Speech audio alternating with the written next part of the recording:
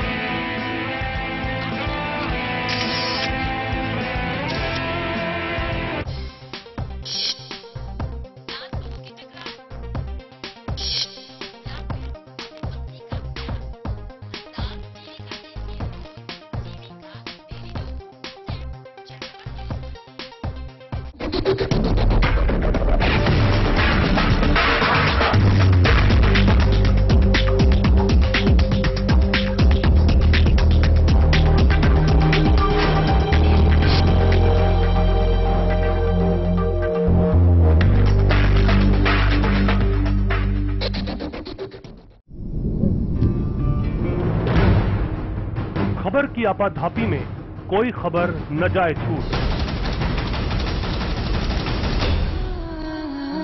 हम उठाते हैं खबरों और मुद्दों पर पड़ी धूल, क्योंकि हम बनाते हैं खबरों के अंदर की खबर। समस्या का अभी हमें 7 महीने हो गए हैं, अभी तक क्यों नहीं निदान हो रहा है? हम लोग इंसान हैं कि जानवर हैं? इसीलिए हर खबर पर चैनल वन रखता है अपनी पैनी नजर।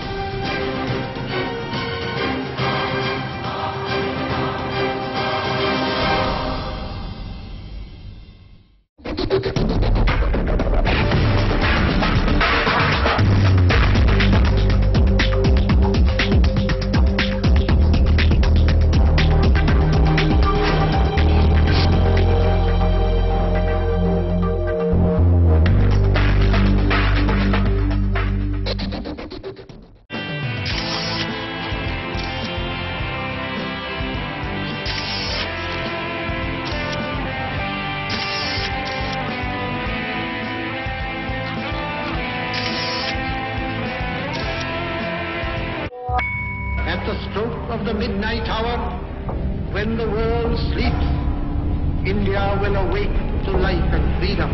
सच्चाई से सरोकार रखते हैं हम।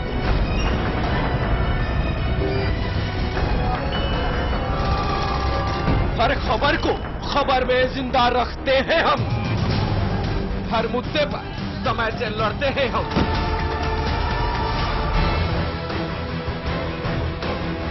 देश की खबर का सच है हम, क्योंकि हम हैं चैनल नंबर 1।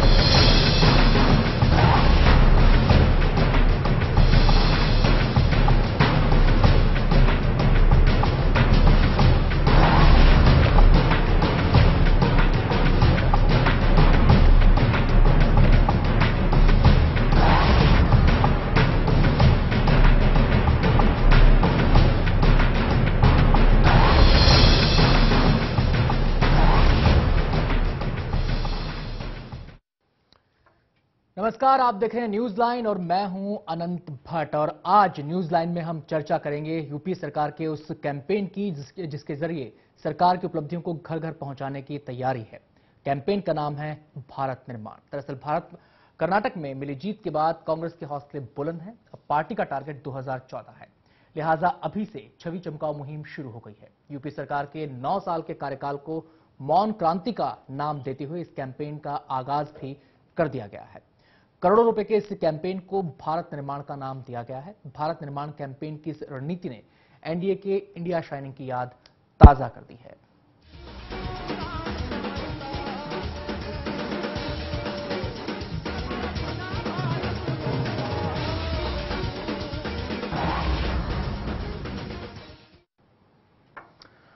और इस कार्यक्रम में तमाम पहलुओं पर हम चर्चा करेंगे। सवाल अहम ये हो गया है कि क्या इस तरीके के कैंपेन से जनता की नब्ज पकड़ी जा सकती है?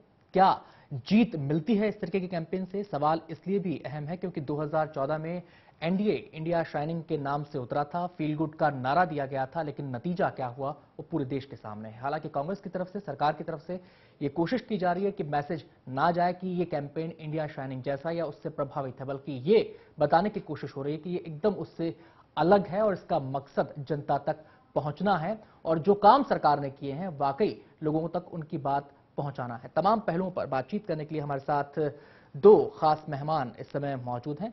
स्टूडियो में मेरे साथ इस समय मौजूद हैं मेरे वरिष्ठ सहयोगी शंकर निमेश, और इस चर्चा में शामिल हमारे साथ रहेंगी आरती मेहरा, बीजेपी की नेता, और इसके अलावा और भी मेहमान हमारे साथ कार्यक्रम के दौरान बीच में जुड़ेंगे।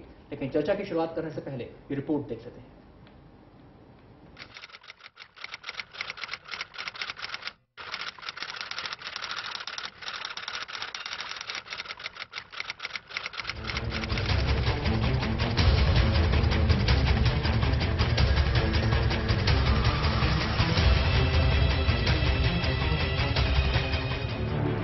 सियासत का अपना दस्तूर है और ये अपने अंदाज से ही चलती है।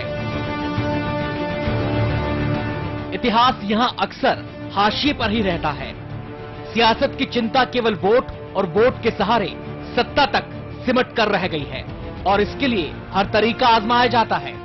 2014 करीब है, लिहाजा हर पार्टी अभी से वोट पकाने में जुट गई है। कांग्रेस की अगुवाई वाली यूपीए सरकार ने तो बाकायदा भारत निर्माण कैंपेन के जरिए खुद के गुणगान की तैयारी कर ली है। जब गाँव संवरता है, तब अपना भारत बनता है। खबर है कि इस कैंपेन पर 180 करोड़ रुपए खर्च किए जाएंगे। कैंपेन के पहले चरण का बजट 35 करोड़ का है। 15 दिन में ये 35 करोड़ रुपए खर्च किए जाएंगे, जबकि डीएवीपी के जरिए सरकार के प्रचार के लिए 600 करोड़ रुपए खर्च किए जाएंगे। मनमोहन सरकार के पिछले 9 साल के कार्यकाल में किए गए कामों को मौन क्रांति का नाम देते हुए सूचना प्रसारण मंत्री मनीष तिवारी ने भारत निर्माण कैंपेन का ऐलान किया। इसी के तहत सोमवार को मनीष तिवारी ने सरकार की प्रमुख योजनाओं पर आधारित विज्ञापनों की सीरीज की सीडी जारी की। इस विज्ञापन अभियान में सरकार ने भरसक कोशिश की है कि ये एनडीए के इंडिया शाइनिंग की तरह न हो। इसके बावजूद सरकार की छवि चमकाने के लिए भारी भरकम खर्च को लेकर सवाल और तुलना होने लगी है। 2004 में एनडीए इंडिया शाइनिंग और फील गुड के नारे के साथ जनता के बीच गया था और एक अनुमान के मुताबिक इस कैंपेन पर एनडीए ने 150 करोड़ रुपए खर्च किए। लेकिन इतने खर्च के बावजूद जनता को ना तो वो इंडिया दिखा जो शाइन कर रहा था और ना ही वो फील गुड हुआ जो एनडीए नेताओं को राहत दे रहा था। ऐसे में सवाल उठना लाजमी है, क्या करोड़ों के कैंपेन से टारगेट 2014 पूरा हो जाएगा? क्या भ्रष्टाचार पर जनाक्रोश खत्म हो जाएगा? क्या रेलगेट, कोलगेट के दाग धुल जाएंगे? क्या महंगाई का बोझ कम हो जाएगा? क्या मनरेगा की धांधलियां खत्म हो जाएंगी? क्या किसानों की आत्महत्या का मसला दब जाएगा? क्या गिरती विकास दर को जनता भूल जाएगी? कर्नाटक विधानसभा चुनाव के नतीजों ने भले ही कांग्रेस और उसके सिपह सालारों को खुद की छाती ठोकने का मौका दे दिया हो, लेकिन सवाल ये है कि जीत की खुमारी में क्या ये भुला दिया गया है कि कर्नाटक की जनता ने भ्रष्टाचार के आरोपों से घिरी और पंगु हो चुकी सरकार को बाहर का रास्ता दिखाया है। सवाल और आरोप यूपीए सरकार पर भी कम नहीं है। तो क्या ये वक्त इतिहास से सबक लेने का नहीं है? Bureau report, channel 1 news. और चर्चा की शुरुआत करने से पहले अपने दर्शकों को हम बता दें कि एक और खास मेहमान हमारे साथ जुड़ गए हैं इस चर्चा में शामिल होने के लिए। डॉक्टर शकील उज्जमान अंसारी कांग्रेस के नेता हैं, हमारे साथ इस चर्चा में शामिल हो चुके हैं। शकील जी, आपका स्वागत है। मेरा पहला सवाल शकील जी से ही होगा यहाँ पर। शकील जी, सवाल ये है, भारत निर्माण मुहिम एक कैंपेन सरकार शुरू करने जा रही है जनता तक अपनी उपलब्धियां बताने के लिए, उन्हें गिनाने के लिए। सवाल ये है कि आखिर ऐसे कैंपेन की जरूरत पड़ी ही क्यों? देखिए, ऐसा है कि यूपीए 1 और यूपीए 2 ये दोनों सरकारें जनहित में इतने कार्य किए हैं कि उनका उल्लेख करना बहुत मुश्किल है। और ये जो जरूरी है कि जनता को उनको बताया जाए कि जनता के हित के लिए कौन सी योजनाएं, कौन से प्रोग्राम उनके लिए चल रहा है। ये कार्य जो अभी शुरू किया गया है, अगर विज्ञापनों के जरिया जनता को इंफॉर्मेशन देने का सिलसिला, तो ये बहुत पहले ही शुरू किया जाना चाहिए था। इसलिए कि आप जानते हैं कि नरेगा जैसे स्कीम, जिसमें गरीब लोगों को 100 दिन की रोजगार की गारंटी की योजना, दुनिया की एक अनोखी योजना है जिसमें सबसे ज्यादा खर्च किए गए। उसके बाद आपको मालूम है कि किसानों के लिए जो माफ किए गए, कर्ज माफ किए गए, किसानों के हित के लिए योजनाएं। सवाल ये है कि जिन योजनाओं की आप बात कर रहे हैं, उन योजनाओं में धांधलियों के, भ्रष्टाचार के आरोपों की भी भरमार है। अलग अलग मंचों पर, चाहे वो कांग्रेस के नेता हों, चाहे वो सरकार के नुमाइंदे हों, ये स्वीकार करते रहे हैं कि हां, खामियां हैं। क्या ये माना जाए कि इस किस्म का जो कैंपेन है, वो कैंपेन दरअसल उन खामियों के ऊपर लीपापोती करने का ही जरिया है? पहले योजनाओं को आप मुझे बताने दीजिए, फिर आपका ये दूसरा प्रश्न है, उसका भी जवाब दूंगा। आप देखिए, राइट टू इंफॉर्मेशन है, राइट टू एजुकेशन है, फूड सिक्योरिटी बिल्स है, हेल्थ योजना है, रोड की योजनाएं हैं।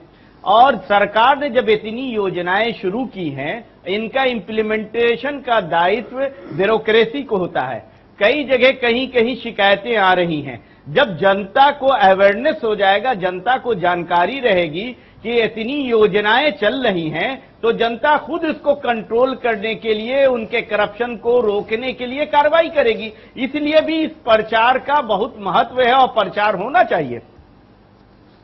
जी, यहाँ पर एक कमेंट शंकर से मैं लेना चाहूंगा कि जो बातें कही हैं शकील साहब ने, क्या लगता है उन बातों से कि सरकार को डर तो है? निश्चित तौर से देखिए, 2004 का जो चुनाव था, कांग्रेस ने जो लड़ा, वो कांग्रेस का हाथ गरीबों के साथ लड़ा।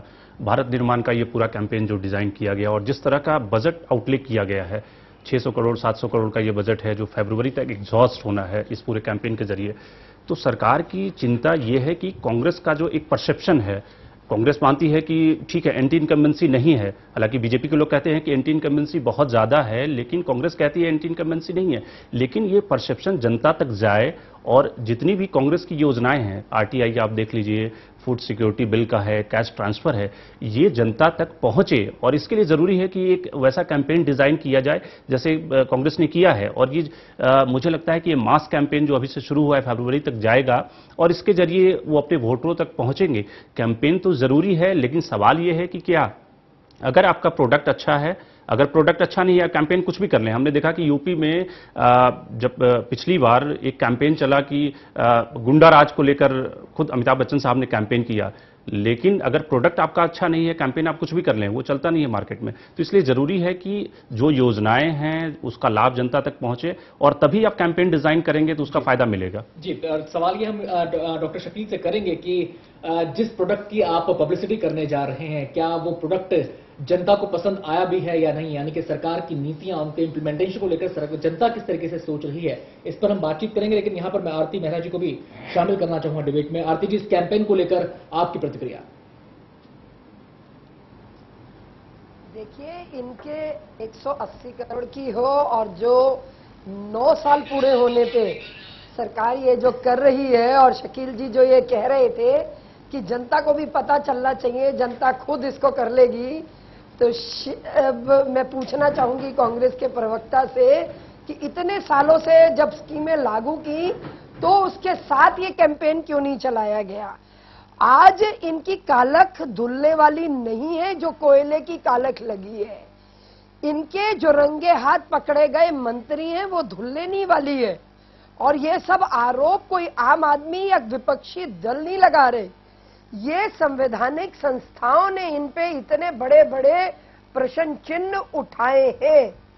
आज जो कैंपेन की बात करते हैं और जो भारत निर्माण की बात करते हैं, जो मनरेगा गिनवाते हैं, जो किसानों के लिए बात करते हैं, तो आप देखिए मनरेगा में हजारों करोड़ के घपले, देश में किस तरह से किसान आत्महत्या कर रहा है, सूखे के हालात क्या हैं।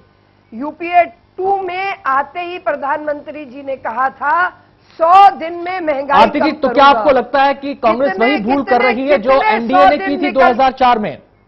क्या आपको लगता है वही भूल हो रही है जो 2004 में एनडीए ने की थी? शाइनिंग इंडिया के साथ आप भी गए थे, फील गुड के साथ आप भी गए थे, जनता ने आपको ऐसा नकारा, आज तक नहीं आ पाया आप? कोई बात नहीं, अब इनका समय आ गया है, अब इनका समय बिल्कुल आ गया है। और अब इनका हश्र जो है, ये जो कर्नाटक से हम तो सबक ले लेंगे, अच्छा है कि ये गुमराह रहे और ये इस खुशफहमी का शिकार रहे। आज इतनी बड़ा देश का हर किसी भी आप राज्य में चले जाएं, किसी भी वर्ग से बात कर लें, देश के लोग कांग्रेस से इतनी बुरी तरह से निराश हैं, कुछ कहने की बात नहीं। इन्होंने ये जो मौन क्रांति का नारा दिया है ना जी, ये मौन क्रांति ही रही। हमारे शहीदों के सिर चलिए, आपको लगता है आरती जी, आपको लगता है कि क्या कैंपेन से, आरती आरती जी आपको लगता है कि क्या कैंपेन से चुनाव जीते जा सकते हैं? आप लोग तो नहीं जीत पाए इंडिया शाइनिंग के जरिए, क्या कांग्रेस आपको लगता है कि चुनाव जीत पाएगी? नहीं, इन्होंने तो कुछ किया ही नहीं है, इन्होंने तो भ्रष्टाचार के अलावा कुछ किया ही नहीं है।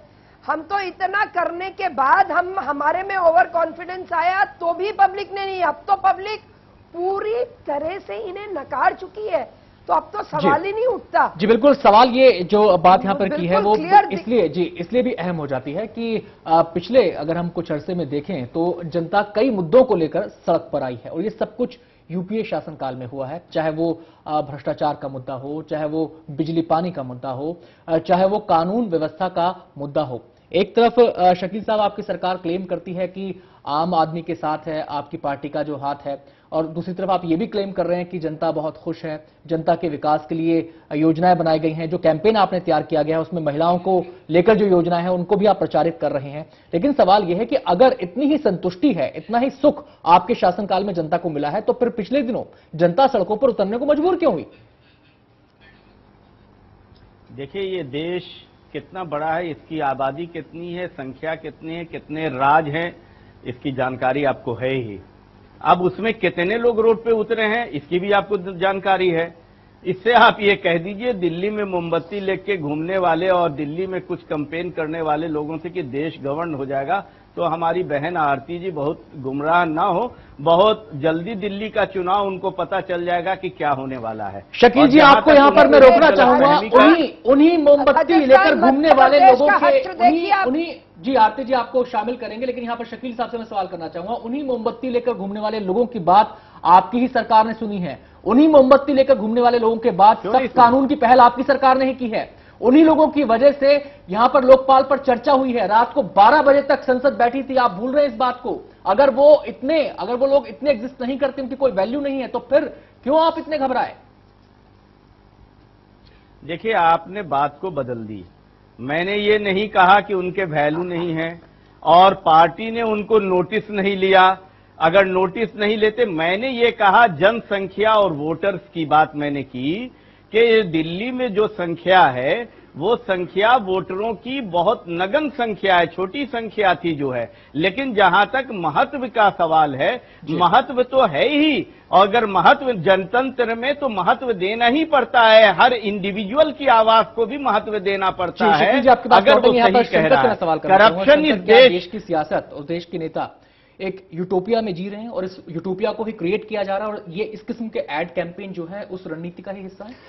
देखिए, कुल मिलाकर स्थिति, अगर हम इंडिया शाइनिंग की बात करें, इंडिया शाइनिंग में जो गुफफ क्या हुआ था, इंडिया शाइनिंग के समय देश की इकोनॉमी की स्थिति बहुत अच्छी थी, सेंसेक्स बहुत अच्छा उस समय परफॉर्म कर रहा था, भारत के जो पड़ोसी देश हैं उसके साथ संबंध बहुत अच्छे थे, एड डिजाइन गलत किया गया था और उसकी वजह से बार बार अटल जी कहते थे, प्रमोद महाजन को कहते थे कि जब बीजेपी की हार हुई, मुंबई में राष्ट्रीय कार्य समिति की बैठक हुई और उसमें अटल जी ने कहा था कि भाई मोबाइल फोन से कैंपेन नहीं होते, जो उस समय रिकॉर्ड किया गया था कि मैं अटल बिहारी वाजपेयी बोल रहा हूं। वो कहते थे कि हम साइकिल पे कैंपेन करते थे।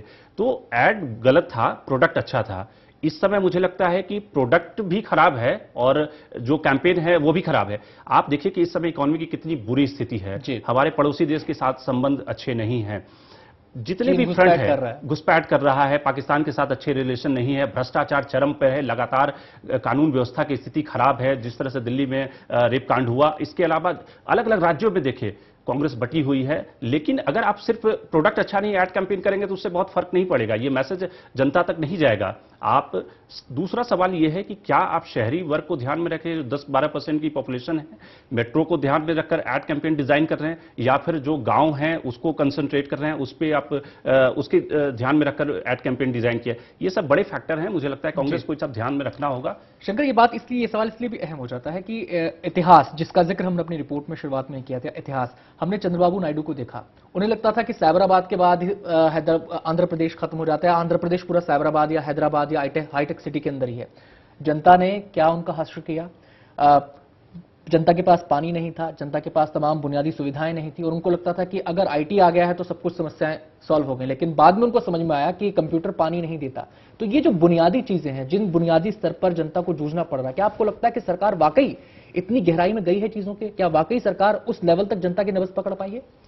निश्चित तौर से मुझे लगता है कि जो देश की समस्या है और देश जहां पे जूझ रहा है और उसको लेकर यूपीए सरकार ने जो काम किए हैं, उन्होंने कई योजनाएं बहुत अच्छी की हैं। आरटीआई लागू करने का श्रेय हमें देना पड़ेगा यूपीए सरकार को। जिस तरह से फूड सिक्योरिटी बिल की, हालांकि फूड सिक्योरिटी बिल में स्टेट बहुत सारे ऐसे राज्य हैं जो पहले ही लागू कर चुके हैं। रमन सिंह बहुत पहले से 2 रुपए किलो चावल बांट रहे हैं, 3 रुपए किलो चावल बांट रहे हैं, तो उस पर बहुत ज्यादा क्रेडिट नहीं मिलेगा। कैश ट्रांसफर की स्कीम गुजरात में पहले से चल रही है।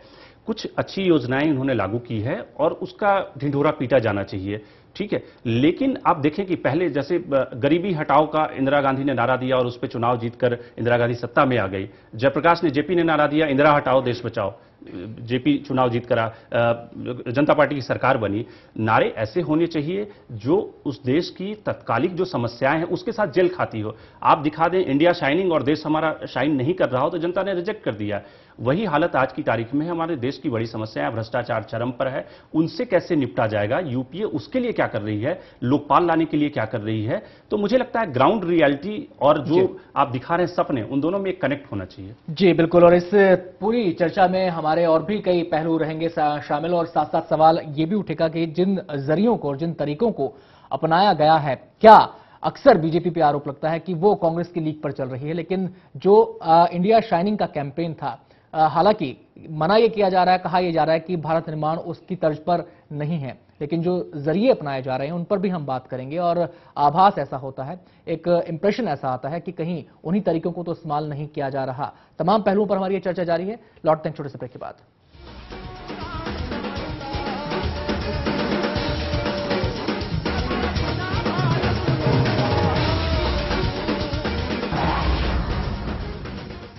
आपने नहीं देखा होगा, संभाल के पोछा मारा अभी। आइए। ओ भाई साहब, ये देखिए हॉल, ये देखिए चिल्ड्रंस रूम, देखिए कितना बड़ा है। आपके बच्चे खेलते खेलते थक जाएंगे। हो गया, मजे ले लिए। आइए। और यह है बेडरूम, इसकी खिड़की से तारे दिखते हैं, तारे। आपको क्या लगा प्रॉपर्टी डीलर हुआ? अरे आपको अपना घर दिखा रहा था। पर्ल्स इंफ्रास्ट्रक्चर, हम जानते हैं कि घर अरमान, उम्मीदों और सपनों का बना होता है, तभी तो हम घर बनाते हैं, जिंदगियां बनाते हैं। अक्षय, बाथरूम कब धोगे? आज संडे है ना।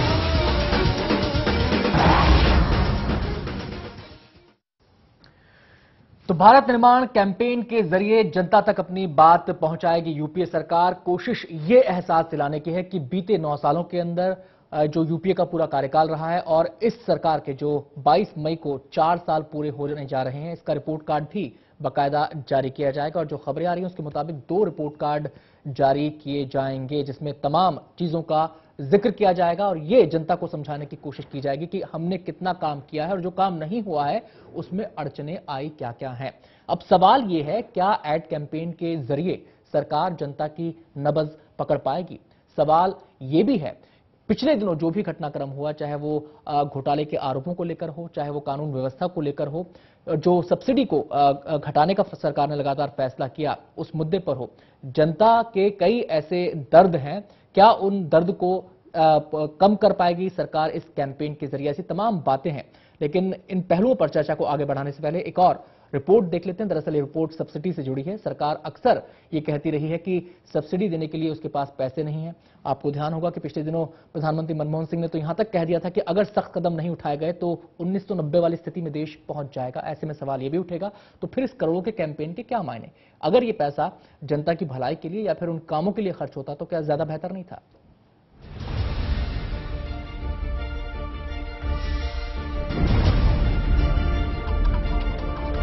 सब्सिडी का बोझ बढ़ता ही जा रहा है, जिसकी वजह से मुझे रातों में नींद नहीं आती। साल 2012 का आम बजट पेश करने से पहले उस समय वित्त मंत्री रहे प्रणब मुखर्जी ने ये बयान देकर बढ़ते सब्सिडी बोझ का रोना रोया था। सब्सिडी में कटौती के ऐलान के साथ उन्होंने इसके बुनियादी ढांचे में बदलाव की जरूरत महसूस की थी। उम्मीद बंधी थी कि सरकार सब्सिडी कटौती का कोई ठोस फार्मूला लेकर आएगी। सब्सिडी की रकम सीधे जनता के हाथ देने की बात कहकर सरकार ने इरादे भी जताए, लेकिन जमीनी हकीकत दावों को मुंह चिढ़ा रही है। एक तरफ अपनी उपलब्धियों को गिनाने के लिए सरकार के पास पैसों की कोई कमी नहीं है, लेकिन सब्सिडी की मद में खर्च होने वाली रकम उसकी नींद उड़ाती है। अमेरिका और अंतर्राष्ट्रीय संस्थाओं के दबाव में केंद्र सरकार लगातार अपना सब्सिडी बोझ कम करती जा रही है। आंकड़ों पर नजर डालें तो साल 2012 के वित्तीय वर्ष में उर्वरक पर सब्सिडी 67,199 करोड़ रुपए थी, जो साल 2012-13 में घटकर 60,974 करोड़ रुपए रह गई। वहीं पेट्रोलियम उत्पादों की बात करें तो साल 2011-12 में इस पर सब्सिडी 68,481 करोड़ थी, जो साल 2012-13 में घटकर 43,580 करोड़ रह गई। खाद्य क्षेत्र की बात करें तो इस पर साल 2011-12 में 72,823 करोड़ की सब्सिडी दी गई थी। साल 2012-13 में इसे थोड़ा सा बढ़ाकर 75,000 करोड़ रुपए कर दिया गया। खाद्य क्षेत्र में मामूली इजाफे के अलावा उर्वरक और पेट्रोलियम जैसे अहम मदों में सब्सिडी में खासी कटौती की गई। साल 2012-13 के लिए 1.79 लाख करोड़ रुपए की सब्सिडी का प्रावधान किया गया। ये साल 2011-12 के मुकाबले 14% कम थी। सब्सिडी को लगातार घटाने की बात भी कही गई। अपवादों को छोड़ दें तो सरकारी सब्सिडी का ज्यादातर फायदा कमजोर तबके और कुछ हद तक मिडिल क्लास को ही मिलता है। लेकिन जिस सरकार के पास जरूरतमंदों को देने के लिए पैसा नहीं है, वो अपने काम गिनाने के लिए 180 करोड़ का भारी भरकम बजट तैयार करती है। काश ये पैसा गरीबों के हक में खर्च होता। लेकिन फिक्र किसको है? Bureau report, channel 1 news. और खास मेहमान हमारे साथ जुड़े हुए हैं यहाँ पर डॉक्टर शकील से मैं सवाल करना चाहूंगा। डॉक्टर शकील, मेरा सवाल आपसे ये है, क्या सब्सिडी जनता को राहत नहीं देती है? देखिए, 1 मिनट मैं आपको बता दूं कि आप शकील अंसारी से बात कर रहे हैं। पहले ये जानकारी होना चाहिए। आपने क्या प्रश्न किया? सवाल मेरा ये है, क्या सब्सिडी जनता को राहत नहीं देती है? सब्सिडी का भी आंकड़ा आपने ही बताया। 1,89 लाख करोड़ के लगभग के आपने कुछ आंकड़ा बताया था, सब्सिडी पर इन्वेस्टमेंट किया जा रहा है। और आप उसकी तुलना 180 करोड़ से कर रहे हैं।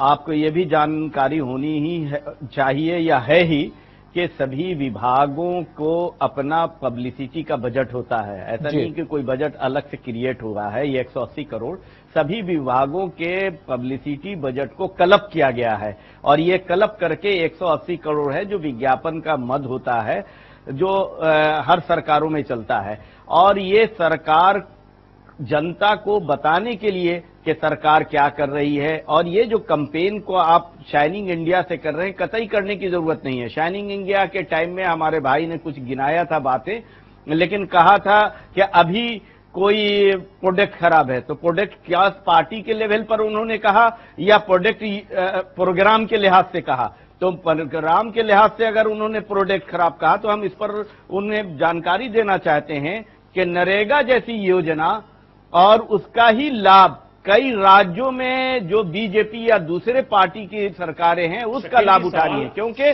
केंद्र सरकार। शकील जी, सवाल यह है कि विकास दर जो है वो बहुत कम हो चुकी है। विकास दर की जो रेट है वो कम है। कृषि में, एग्रीकल्चर में आपका जो ग्रोथ रेट है वो कहीं दिख नहीं रहा है। इकोनॉमी की बुरी स्थिति है। करप्शन के कारण आपके 8 से 10 मंत्रियों को रिजाइन करना पड़ा है मनमोहन सिंह के 2 टेन्योर में। आप किस बात का ढिंढोरा पीटना चाहते हैं? कहां से आप कह रहे हैं कि भारत निर्माण हो रहा है? आपने योजनाएं लॉन्च की हैं, नरेगा हुआ, लेकिन उसमें करप्शन का बोलबाला है, गरीबों तक पैसा नहीं पहुंच रहा ना। आप झूठी बातों का ढिंढोरा कैसे पीटेंगे?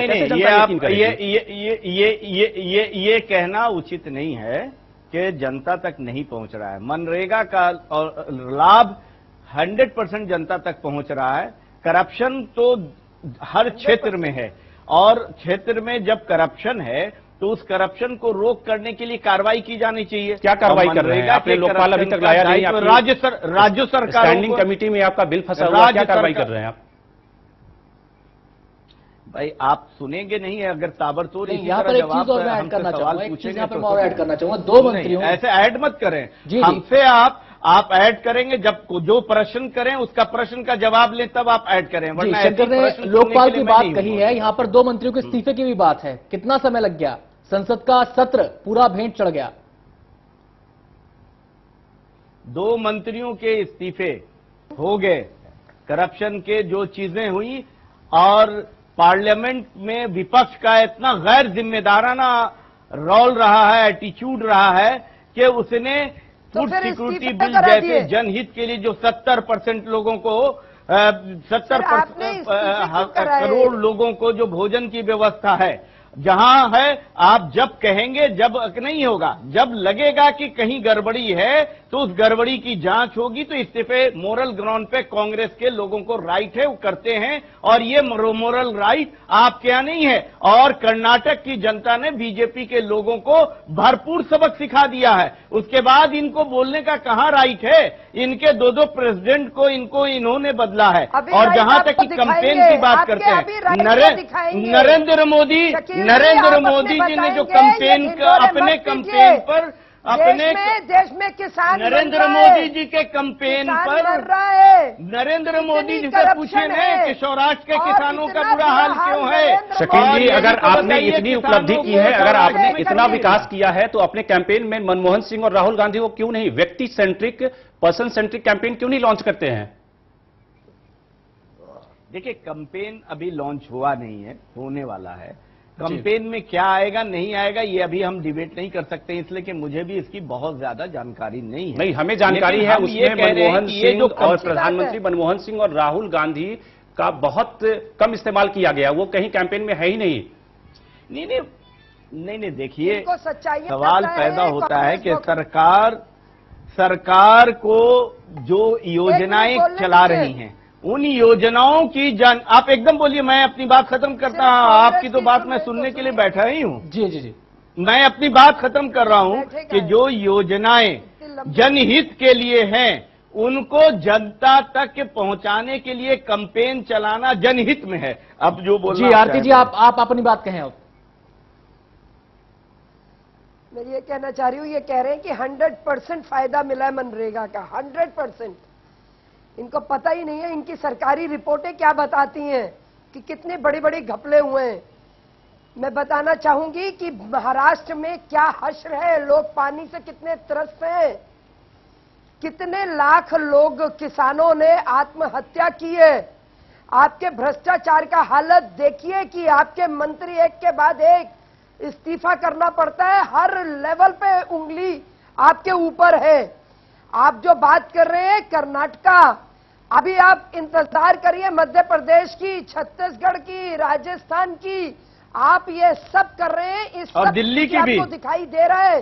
और दिल्ली की ये चारों भारतीय जनता पार्टी लेने वाली है, और वो उसको देखने के बाद आपको सपने किसी को देखने के लिए कोई रोका है? इस्तेमाल करें। जी आरती जी, आपसे हमारी बातचीत जारी रहेगी और अंसारी साहब से भी हमारी बातचीत जारी रहेगी, लेकिन हम मजबूर हैं, एक छोटा सा ब्रेक हमें यहां पे लेना पड़ेगा। जो ब्रेक के बाद हम लौटेंगे तो शंकर ने एक सवाल उठाया था लोकपाल का, उन्होंने सवाल उठाया था भ्रष्टाचार के मुद्दे का, कार्रवाई की बात अंसारी साहब ये क्लेम कर रहे थे कि कार्रवाई की है और नैतिकता के आधार पर भी इस्तीफे हुए हैं उनकी सरकार में, उनकी पार्टी की सरकार में। लेकिन सवाल हम यहां पर उसी भ्रष्टाचार से जुड़ा एक उठाएंगे। आज पूरे दिन सुर्खियों में खबर रही है वो है दिल्ली की मुख्यमंत्री शीला दीक्षित का इंटरव्यू। उन्होंने कहा कि पैसे की पेशकश की गई टिकट के लिए, लेकिन नाम जाहिर नहीं किया गया। ये कैसी लड़ाई है, इस पर भी बात करेंगे, और क्या इन तमाम पहलुओं पर ये जो कैंपेन है ये पर्दा डाल पाएगा, ये कैंपेन क्या उन तमाम पहलुओं को जनता के बीच एक सकारात्मक संकेत दे पाएगा। बस लौटते हैं छोटे से ब्रेक के बाद।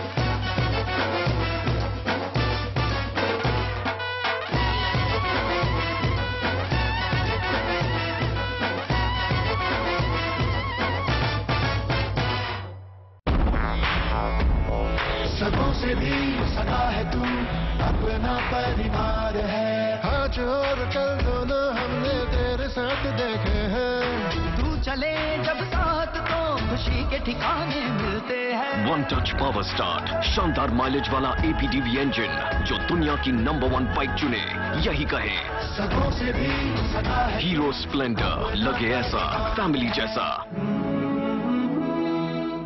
ऐसा घर आपने नहीं देखा होगा, संभाल के पोछा मारा अभी। आइए। ओ भाई साहब ये देखिए हॉल, ये देखिए चिल्ड्रंस रूम, देखिए कितना बड़ा है। आपके बच्चे खेलते खेलते थक जाएंगे। हो गया, मजे ले लिए। आइए। और यह है बेडरूम, इसकी खिड़की से तारे दिखते हैं, तारे। आपको क्या लगा प्रॉपर्टी डीलर हूँ? अरे आपको अपना घर दिखा रहा था। पर्ल्स इंफ्रास्ट्रक्चर, हम जानते हैं कि घर अरमान, उम्मीदों और सपनों का बना होता है, तभी तो हम घर बनाते हैं, जिंदगियां बनाते हैं। अक्षय बाथरूम कब धोगे? आज संडे है ना।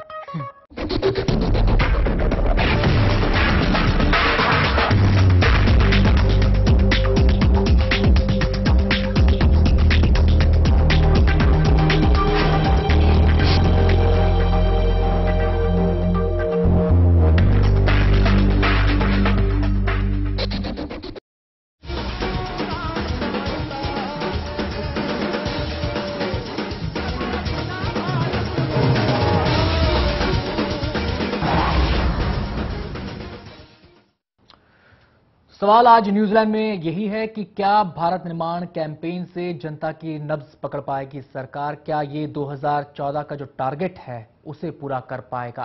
तमाम पहलुओं पर हमारी ये चर्चा जारी है। सीधे इस समय हम रुख करेंगे बीजेपी नेता आरती मेहरा का। आरती जी, नारे इस देश की सियासत में नए नहीं हैं, कैंपेन पहले भी चलाए जाते रहे हैं, लेकिन सवाल ये भी है कि इतने मास लेवल पर इतने पैसे का प्रयोग, अक्सर ये बात उठती है कि धनबल का प्रयोग सियासत में रुकना चाहिए। तमाम ऐसी बातों को लेकर सियासी दल अपनी अपनी राय भी जाहिर करते हैं, सब तमाम बातें कहते हैं, लेकिन अगर कैंपेन इस लेवल पर है तो फिर सवाल इस पैसे को लेकर भी है कि क्या जो सरकार का एक कैंपेन है, ये पैसा क्या जनता की मद का पैसा नहीं है? क्या ये पैसा जनता के हिस्से का नहीं है? देखिए, जनता देख रही है, देश, भारत निर्माण नहीं हो रहा, भारत ध्वस्त हो रहा है। इनके शासनकाल में भारत पूरे विश्व के सामने कितनी बार कितना एम्बैरेस हुआ है। चाहे लॉ एंड ऑर्डर की सिचुएशन हो, चाहे विदेश नीति हो देश की, ये इन्फ्लेशन को संभाल नहीं पाए हैं, महंगाई को रोक नहीं पाए हैं, आम आदमी त्रस्त है, गरीब आदमी का जीना मुश्किल हो रहा है। ऐसे में ये कौन से गुणगान करना चाहते हैं? ये पता नहीं कौन सी दुनिया के अपने डमरू बजाना चाहते हैं। ये प्रधानमंत्री जी का चेहरा और राहुल गांधी जी का चेहरा बिकने वाला नहीं है। डंके की चोट पे नरेंद्र मोदी तीसरी बार आए क्योंकि कुछ करके आए। प्रत्यक्ष को प्रमाण की आवश्यकता नहीं होती। कर्नाटका में हमारी कमियां थी, हम मैनेजमेंट ठीक से नहीं कर पाए, हम स्थिति को नहीं संभाल पाए। आरती जी, तो मैंने सवाल ऐसे हमारे कारण से एक मिनट मुझे पूरा करने दीजिए जी। हमारे कारण से ये कर्नाटक में आए, ये अपने कारण से नहीं आए। और अब आप देखिए छत्तीसगढ़, मध्य प्रदेश, राजस्थान और दिल्ली हम इनसे छीन के लेंगे जी। और 2014 जो इनको दिखाई दे रहा है, और मुझे लगता है जैसे देखा गया है कि ये इन दोनों के चुनाव भी, इन चारों स्टेट्स के साथ केंद्र के चुनाव भी करने के लिए आपने गुजरात का जिक्र किया और मैंने जो कैंपेन से जुड़े पैसे का सवाल उठाया, वो सवाल इसीलिए उठाया क्योंकि जब नरेंद्र मोदी जी सद्भावना मिशन पर बैठे थे, निकले थे, उन पर भी तमाम तरह के आरोप लगे थे। उन पर भी आरोप लगे थे कि जनता के पैसे की, सरकारी पैसे की जो इस्तेमाल है वो अपने महिमा मंडन के लिए कर रहे हैं। तो मेरा सवाल ये है कि केवल एक पार्टी कांग्रेस की बात नहीं है, ये केवल ये तो जनता देखेगी ना जी। नहीं, मैं तो कह रही हूँ ना, मैं तो ये कह रही हूँ, मैं 180 कि जनता की जो गाढ़ी कमाई है उसको इस तरह के कैंपेन पे खर्च करना कितना जायज है? मुझे लगता है कि क्या इस तरह की व्यवस्था भारत में होनी चाहिए आने वाले दिनों में कि मंत्रियों की जो कमाई है, मंत्रियों को जो पैसा मिलता है, एमएलए एमपीज को जो पैसे मिलते हैं, उनसे कट करके इस तरह के कैंपेन डिजाइन किए जाने चाहिए। आपको लगता है कि इस तरह का कोई आगे रास्ता? इसमें तो बिल्कुल इलेक्शन चुनावों में, चुनाव की पूरी प्रक्रिया में सुधार होना चाहिए और सुधार हर स्तर पे होना चाहिए। जैसे इलेक्शन कमीशन ने स्थितियों को सुधारा है जहां तक वोटिंग पैटर्न का कंसर्न है, तो मुझे लगता है ऐसे ही पार्टियों पे भी, हर पार्टी पे रोक लगनी चाहिए, स्टेट फंडिंग होनी चाहिए, हर चीज की लिमिट होनी चाहिए। ये सब सुधार की बहुत आवश्यकता है इस देश में। खास तौर पे जब मैं देखती हूं कि लाखों करोड़ इकट्ठे करने वाली ये कांग्रेस सरकार, जो लोगों का पैसा लूट के जिन्होंने अपना घर बनाया, और वो अब चुनावों में जिस तरीके से खर्च करते हैं, गरीबों का शोषण और दोहन जिस तरह से करते हैं, वो अपने आप में एक डर का विषय है। तो वो तो डेफिनेटली होना ही चाहिए। जी, बहुत बहुत शुक्रिया आरती जी। अपने दर्शकों को बता दें कि आरती जी को थोड़ा व्यस्तता है, इसकी वजह से वो आगे हमारे साथ कार्यक्रम में मौजूद नहीं रह पाएंगी, लेकिन यहां पर मैं सवाल अंसारी जी से करना चाहूंगा और वही सवाल जो मैंने आरती जी से किया था। पैसे का सवाल दरअसल उठाया ही इसलिए है कि जब गुजरात में नरेंद्र मोदी अपना गुणगान कर रहे थे, अपनी योजनाओं के बारे में सद्भावना मिशन के जरिए अलग अलग राज्यों के हिस्सों में जा रहे थे, तब कांग्रेस ये भी है कि कुल मिलाकर मोदी जी का पूरा कैंपेन जो पिछले असेंबली इलेक्शन में हुआ, उसमें जो 3D का कैंपेन था वही करीब 150 करोड़ का था। तो ये सिर्फ सवाल बीजेपी कांग्रेस का नहीं, हर पार्टी ये कर रही है। और मोदी जी का जो नेशनल कैंपेन होने वाला है वो इकलौता मोदी का कैंपेन ही 350-400 करोड़ का होने वाला है। तो ये बीजेपी नहीं कह सकती कि भाई कांग्रेस का कैंपेन और उन्होंने खर्च किया, ये सब पार्टियां एक जैसी हैं। और इसीलिए सवाल हमने उठाया भी है यहां पर कि आप केवल एक पार्टी की तरफ उंगली नहीं उठा सकते कि कांग्रेस ऐसा कर रही है, या फिर अगर बीजेपी गुजरात में मोदी करते हैं तो कांग्रेस उस समय मोदी की तरफ उंगली उठा देती है। यहां पर सवाल पूरी सियासी जमात का दरअसल हम कर रहे हैं कि आखिर इस किस्म के कैंपेन से केवल एक यूटोपिया नहीं क्रिएट किया जा रहा। अंसारी साहब, आपकी प्रतिक्रिया जानना चाहता हूं। देखिए, सबसे पहले तो अभी आप जो ये प्रश्न कर रहे हैं, मैंने इसके जवाब पहले भी दिया कि ये कैंपेन कोई कांग्रेस पार्टी का नहीं है, यूपीए सरकार का ये कैंपेन है। और यूपीए सरकार के जितनी मिनिस्ट्री है, जितने भी अंडरटेकिंग नहीं, कांग्रेस पार्टी की यूपीए कांग्रेस की अगुवाई में ये सरकार चल रही है ना। आप एक बहुत अजीब चीज है शंकर यहाँ पर कि कांग्रेस और पार्टी को अलग दिखाना। जनता का जो पैसा है, सरकार के पास जो पैसा नहीं, अगर आप हमें बात करने देंगे, जनता के पैसे आप हमें बात भी करने देंगे कि नहीं देंगे? इस तरह से डिबेट करेंगे तो हमारे लिए मुश्किल है। जी अंसारी जी, अपनी बात करें। क्या आप बात करने के लिए नहीं, इस तरह की गलत आप कर रहे हैं ना। जी जी। सवाल पैदा ये होता है कि आप क्वेश्चन करते हैं और जवाब लेना नहीं चाहते हैं, तो फिर हमें डिबेट में आपके साथ शामिल होने का कोई जरूरत नहीं है। अंसारी जी अपनी बात कहें, अपनी बात कहें। नहीं, कहने की बात यह है कि आप दोनों को एक कैसे कहते हैं? पार्टी का अलग फंड है, पार्टी अलग चलती है, सरकार अलग चीज है, दोनों का आप एक कैसे कह रहे हैं? सरकार जनता के पैसे से चलती है, पार्टी अपने पार्टी के चंदों से चलती है।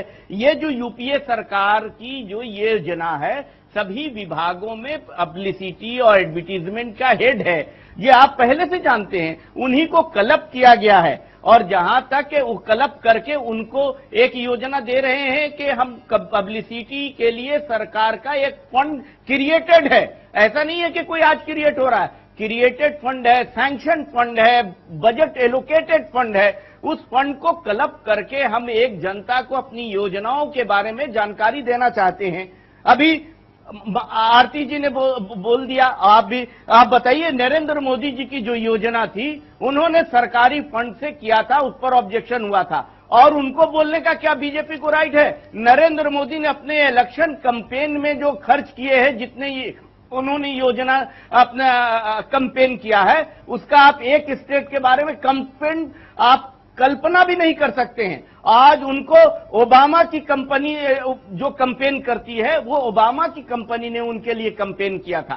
आज नेशनल कैंपेन बड़ा पर्सनल उनका कैंपेन चल रहा है। और जैसे आरती जी बोलती हैं कि कर्नाटक में उनके कारण हम जीत गए, तो उन्हीं के कारण हम जीतेंगे। यूपीए तो की आपकी सरकार टक्कर नरेंद्र मोदी से ही है ना, और राज्य में भी बनेगी। अंसारी साहब, आपकी टक्कर नरेंद्र मोदी से ही है ना? उनको ना डिक्लेयर करे ना, उनको डिक्लेयर करना चाहिए ना उम्मीदवार। जब नरेंद्र मोदी की नहीं, मैं कैंपेन के खर्च जो कर रहे हैं नरेंद्र मोदी, उसकी बात कर रहा हूं।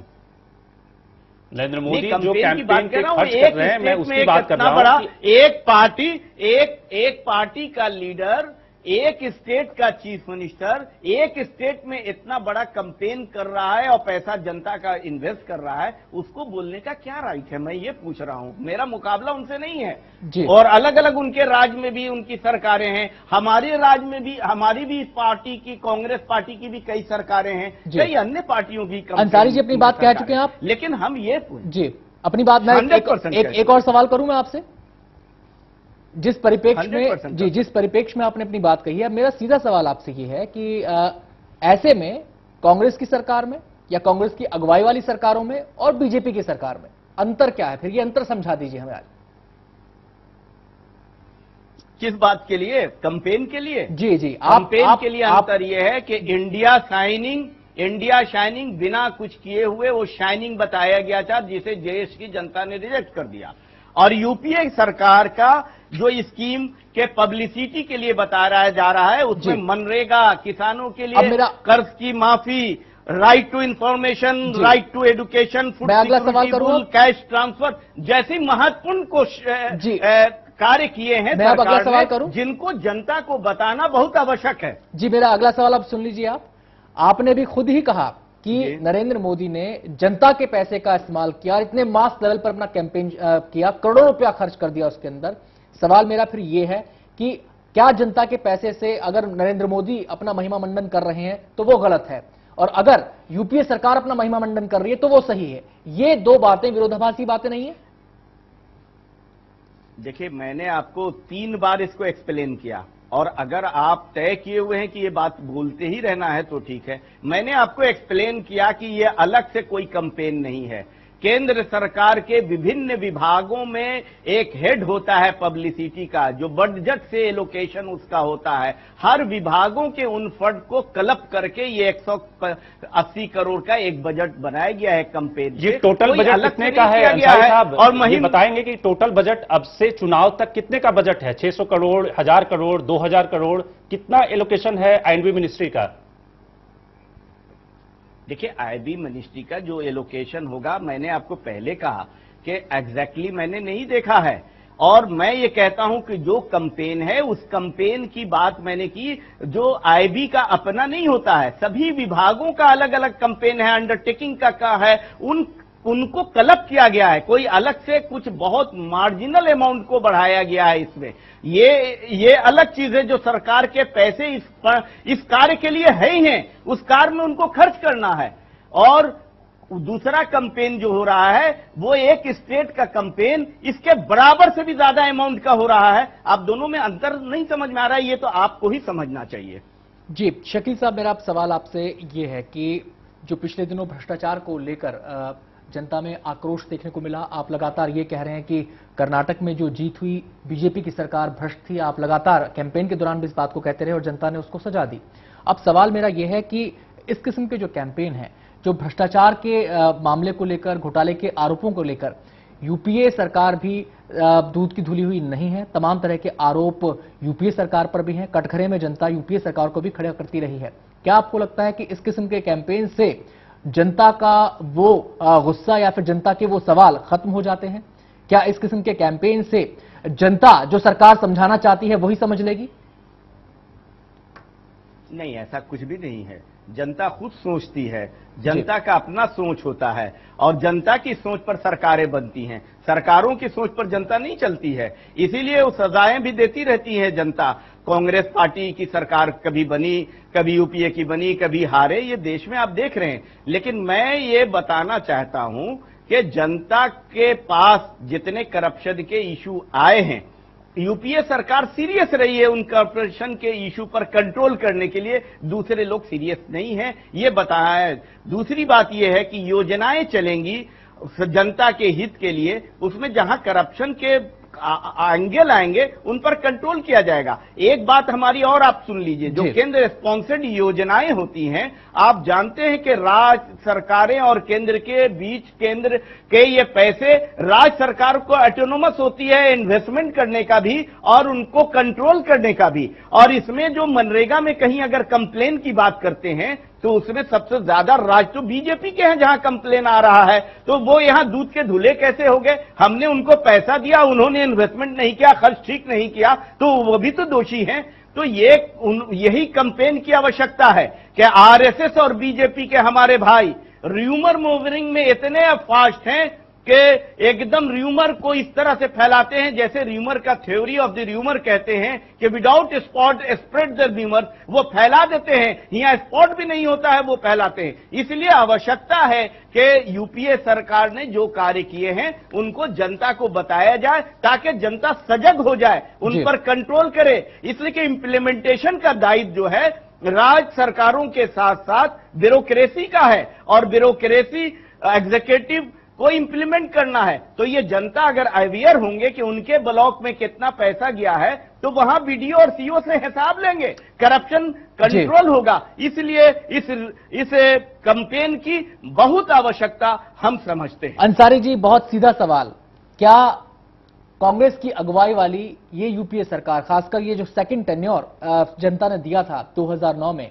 आपकी पार्टी में अगुवाई में सरकार बनाने का, क्या इसके कार्यकाल के मद्देनजर जो भी बातें हुई हैं, जो भी घटनाक्रम इस देश ने देखा है, क्या सरकार घबराई हुई है? क्या आपकी पार्टी घबराई हुई है कि डर, किसी ना किसी कोने में दिल में एक डर भी है?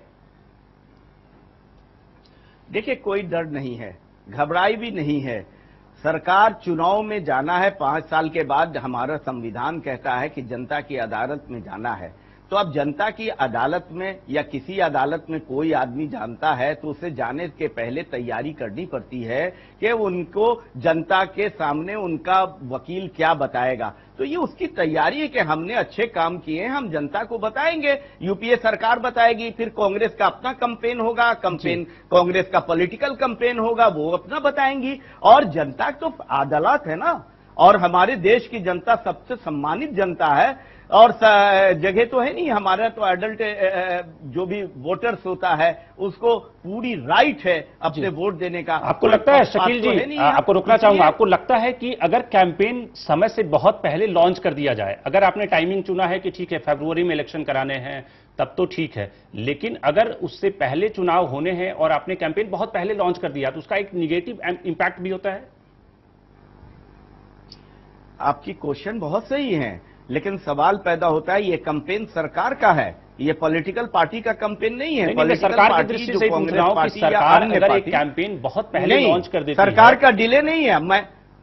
मैं तो कहता हूं कि और डिले हुआ है इसमें, और पहले होना चाहिए ताकि जो भी स्कीम्स आई थी जनता को उसके बारे में ज्यादा बाखबर होना चाहिए थे। लेकिन पर्शियन का एक मकूला है, आप जानते हैं, देर आए दुरुस्त है।